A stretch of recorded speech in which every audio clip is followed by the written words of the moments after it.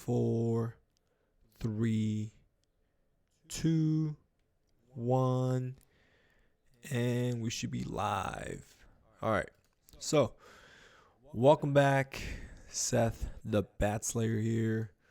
This is actually my second day or second show, should I say, going live, and today we are going to talk about a couple of different things, continue from yesterday's conversation. If you haven't checked out episode 1, make sure you go ahead and check it out. That was actually the first live stream we did.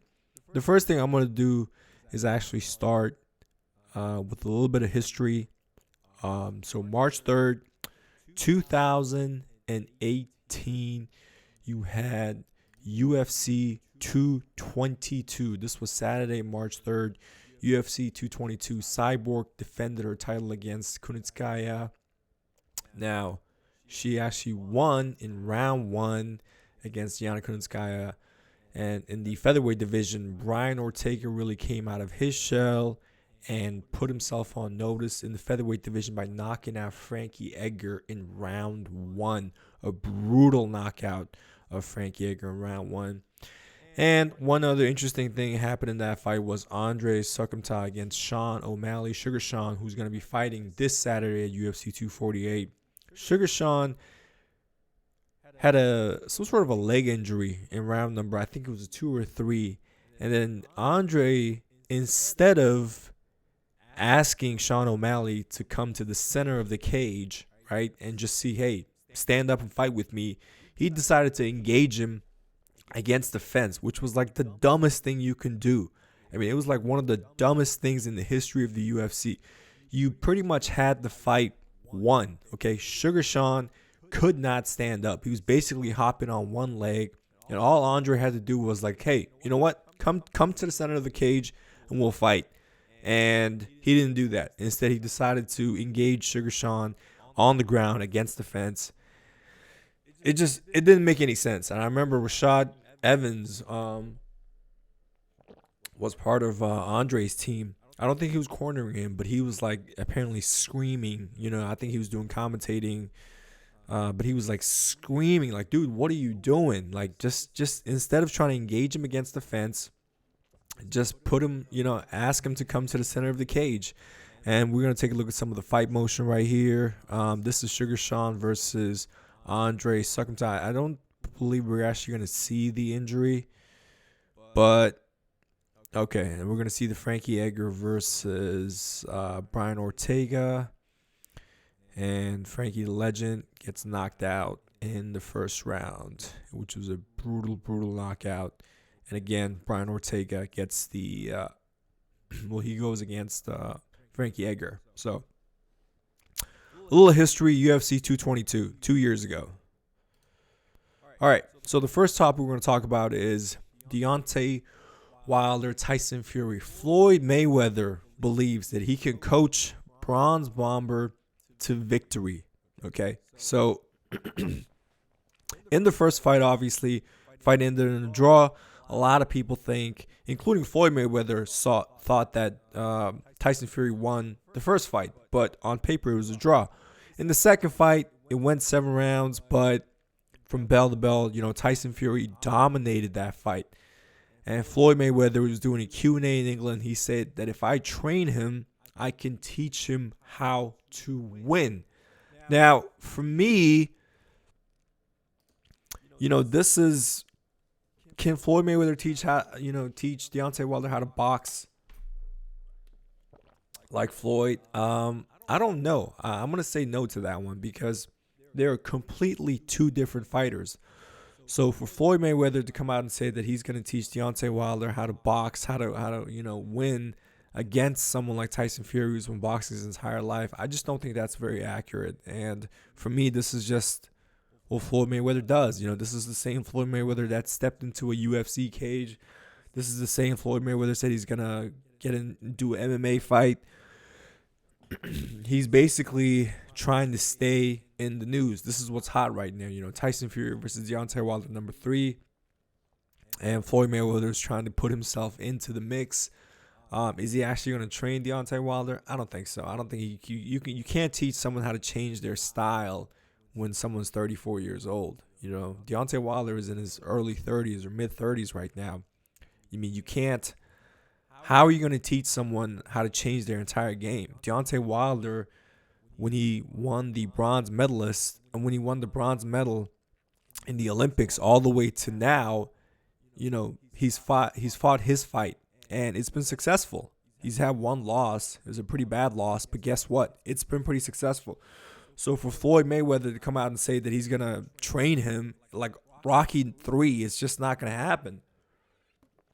Is he actually going to do it? I don't think so. I don't think he's going to put his reputation on the line. I don't think Deontay Wilder is going to accept it. So while it's nice to hear, I just don't think it's very, very realistic. That's what's going to happen. Speaking of boxing, I found a little clip on YouTube. You're going to see both the Bronze Bomber and Joshua getting dropped by a similar punch, which is that punch to right behind the ear. Boom, you see Andy Ruiz. You're going to see in the slow motion, he hit him right there behind the ear in the equilibrium, and that's the punch that really dropped him, right? Not this one, the overhand right. Boom, right there. Actually, no, not that one. Okay. Right there, boom, right there to the head. And then you're going to see it's the same punch that Deontay Wilder got dropped, although Andy Ruiz was much more cleaner and much more powerful. You're going to see it in slow motion. Boom, right to, it almost kind of grazed him here. Deontay Wilder's arms got blocked. So that was a cool little clip that was posted by Boxing Head TV on Instagram. That it was a similar punch, right? That overhand right to the temple, which right here, like behind, there's a reason why shots to the back of the head is illegal, because your head is very, very soft there. But right there is the sweet spot.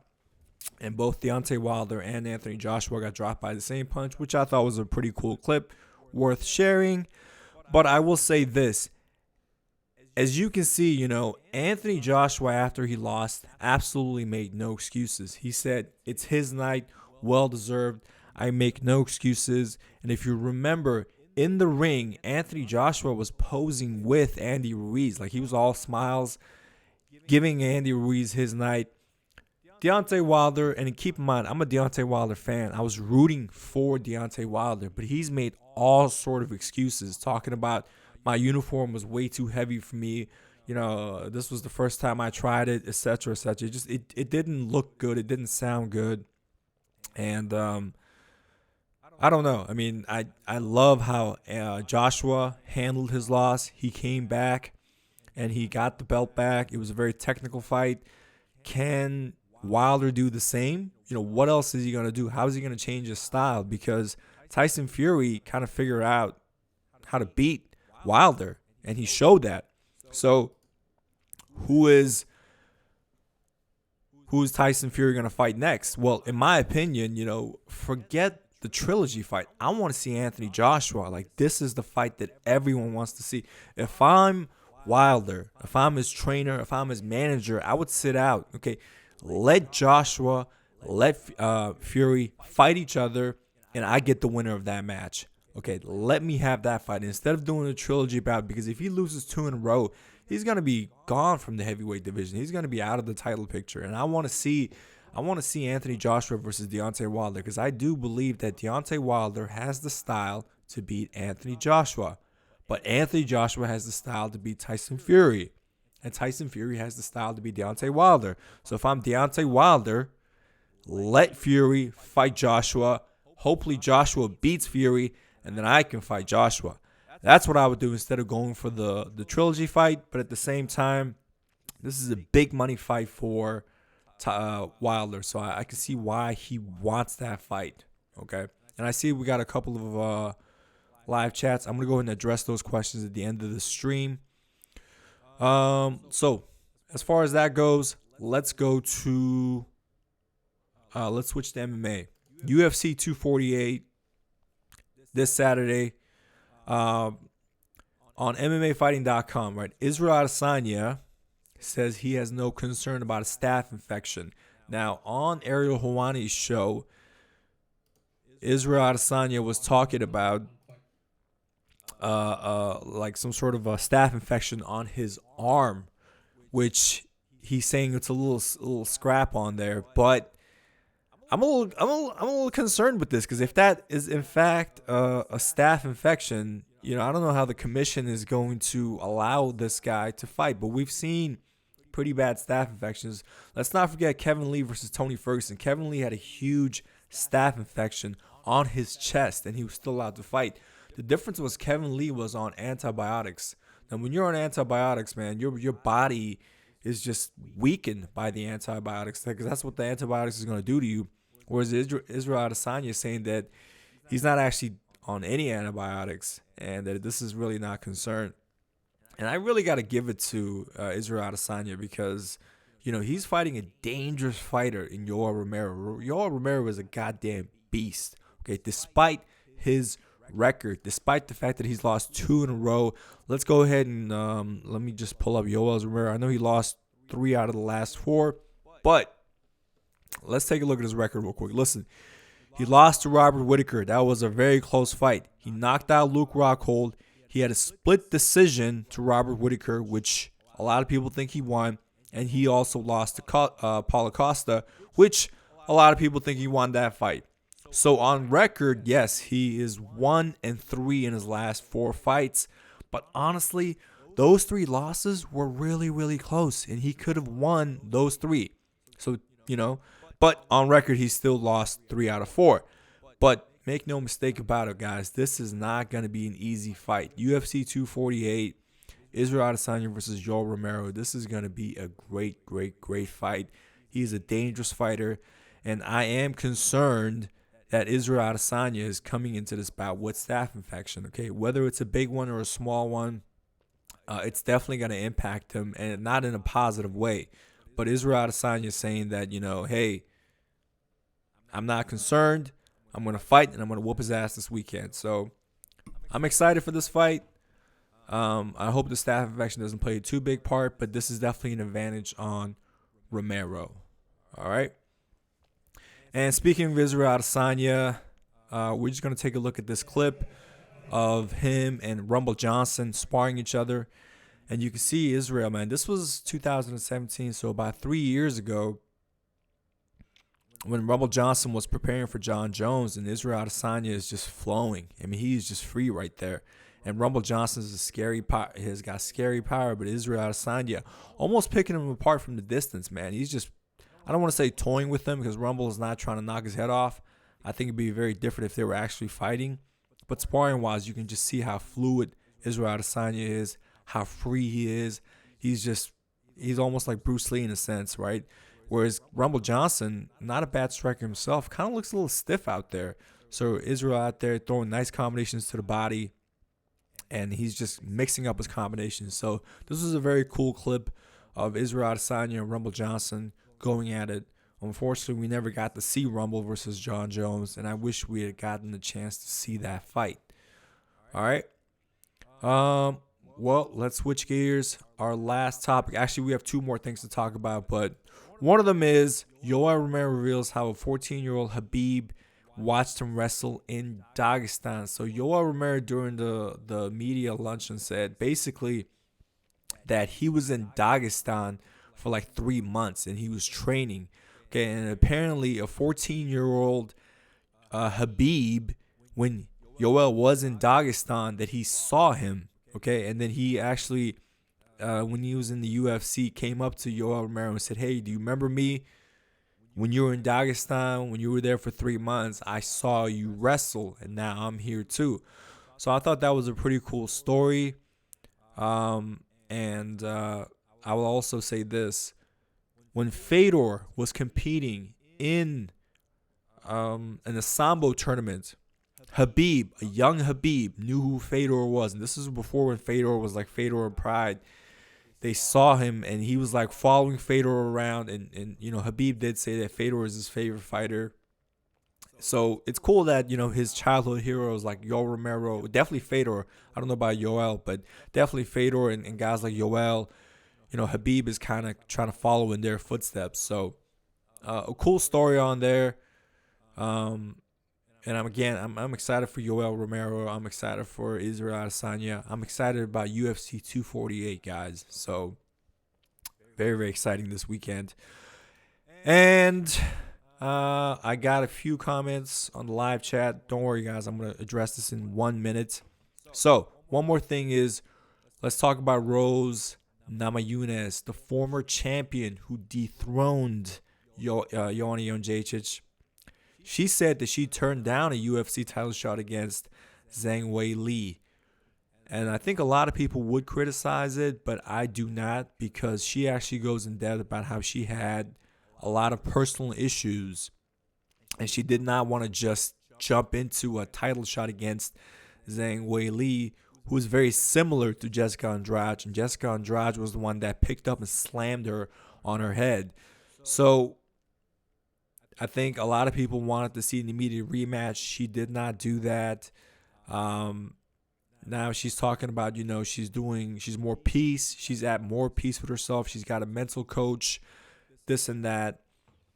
So I like the fact that she didn't just immediately get a rematch. Kind of like Deontay Wilder. Deontay Wilder's asking for the trilogy fight right away. I don't know if he's ready for that. I want him to take his time. Rose Namajunas didn't just immediately jump into the rematch. She's actually waiting, right? She's waiting, and I like that about Rose. Okay, she's getting a mental coach.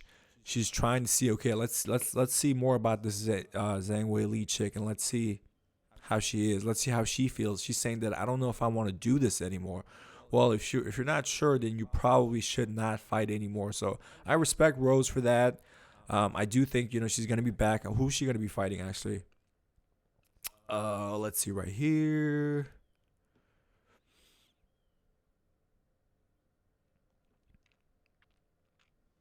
Let's see. Yeah, Namajunas says yes. I got dropped on my head. I could have been paralyzed. Yeah, I mean, listen, this was a scary, scary drop, man. Andrade she's a goddamn tank. And she literally picked up Rose, dropped her on her head, and it was just a bad knockout loss. So for Rose Namajunas to get a mental coach, good for you. Okay. These are some of the pictures. And look at the slam right there. She picked her up, and you can see both of Rose's arms are trapped. Okay, so she cannot break her fall.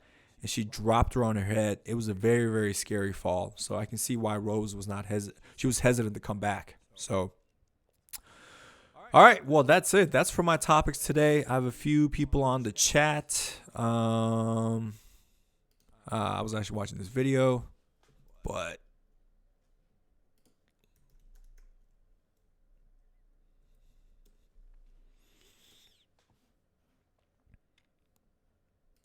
all right. So, Just Curious says you can't teach an old dog new tricks. That's what I think that's what he was talking about for the Deontay Wilder. I agree. Thomas and Mark says Wilder needs a guy like George Foreman or Sugar. Yeah, the rematch is too soon. I think most of us agree. Yeah, the rematch is too soon. Thomas says, have you seen the clip of Rumble and Blade sumo wrestling? No, I did not get a chance to see that. Guys, make sure you follow your boy on Instagram. And if you have any, anything, go ahead and tag me in it so I can go ahead and watch the video, so I can go ahead and share it on my channel. All right, so follow your boy at the Bat Slayer. Tag me in these videos so that way I can share on my YouTube channel, and then I can talk about it. And also, if you're just tuning in now, make sure you go back and rewatch the show. This is episode 2. And that's really it.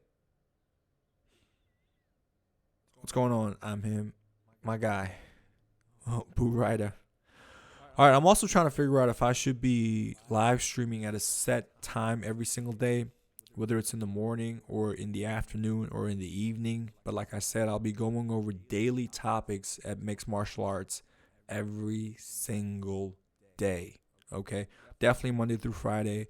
On Saturday, where we have fights, I'm going to be doing a live reaction, live commentary, unbiased, unprejudiced on there. And also, like I said, follow your boy on Instagram. Tag me in these videos. Tag me in the video of like Rumble and Blade sumo wrestling. That'd be awesome. Have Had I had that video, I could have shared it right there. But anyway, thanks for watching. I'm going to be live streaming tomorrow. Again, I just don't know if I'm going to be doing it every day at a set time in the morning or in the afternoon. Let me know. Whatever recommendations you guys have, let me know. And good to go. All right. So I'm going to end the live streaming 5, 4, 3, 2, 1. Peace out. Actually, wait. Thomas says, who you got? Neil Magny. Thomas, so I will say this. Li Jingliang is the one that was eye-poking the crap out of somebody at UFC. Remember? He was literally digging his eyes into someone. And so I really don't have a good feeling on that dude, because that was like one of the most disgusting things I've seen. And the fact that he received no punishment still bugs me to this day. So I'm going with Neil Magny, but we'll see. All right, guys. Have a good one.